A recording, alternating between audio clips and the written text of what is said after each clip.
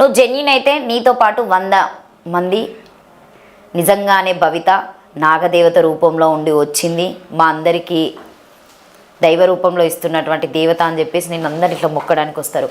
ఒక్కరు కూడా నీకెందుకు సపోర్ట్ చేయకుండా ఎందుకు రావడం లేదు? అంటే భవిత ఆడేది నాటకం అని చెప్పొచ్చా? అక్క నన్ను కొంతమంది ట్రస్ట్ చేస్తున్నారు, ఎందుకంటే వాళ్ళకి నేను ఏంటో తెలుసు కాబట్టి. అంటే వాళ్ళకు నాకు ఎలాంటి అటాచ్మెంట్ లేదు, కొంతమందికి నేను ఏంటో తెలుసు, ఎందుకంటే వాళ్ళ కళ్ళలో కొంతమంది చూశారు కూడా. కొంతమందితో నువ్వు అనుకున్నటువంటి దైవ కార్యక్రమం చేయడం చాలా కష్టం, చాలా కష్టం అక్క.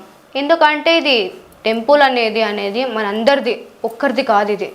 అంటే ఈ టెంపుల్స్ కట్టేది అందరు రావాలి, పూజలు అందుకోవాలి, దేవుడికి అప్పుడే వాల్యూ కదా అక్క.